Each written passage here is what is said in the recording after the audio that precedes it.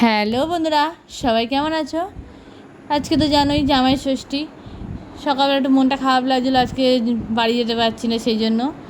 তারপর দেখি হঠাৎ মামুনি বললো আজকে বৌমা ষষ্ঠী দেবো। সেই জন্য দেখো বন্ধুরা, কথা মতো মামুনি আমাকে দইয়ের ফোঁটা দিল। এবার এই যে মেয়েকেও দিচ্ছে, দিয়ে প্রদীপের তাপ দিচ্ছে। এই দেখো বন্ধুরা, চিড়ে মুরকি, লিচু, খেজুর, তারপর তালশাঁস, আম, কলা, দই, মিষ্টি সব রকম সাজিয়ে হাজির হয়েছে। বলে বৌমা ষষ্ঠী দেবো, সেই জন্য সব সাজিয়ে গুজিয়ে নিয়েছে। এবারে যে আমাকে মেয়েকে খাইয়ে দিচ্ছে। তোমাদের কার কার বাড়িতে বন্ধুরা এরকম বৌমা ষষ্ঠী হয়েছে আমাকে কিন্তু কমেন্টে জানাবে বন্ধুরা কিন্তু। আর তোমাদের কেমন লাগলো আমাদের এই বৌমা ষষ্ঠীর নিয়মটা, সেটাও কিন্তু বলতে ভুলে যেও না।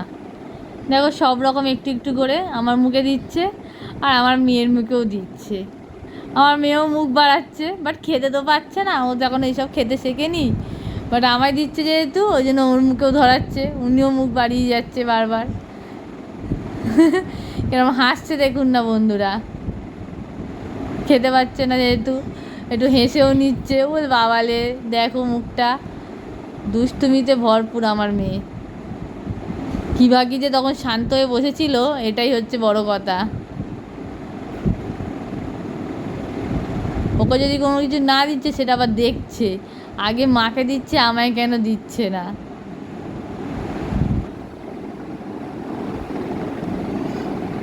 প্রত্যেক বছর তো জামাই ষষ্ঠীই হয়, এক বছর না হোক বাড়িতে সবার বৌমা ষষ্ঠী হোক না, সবাই মিলে একটু বৌমা ষষ্ঠী করুক সবাই মিলে।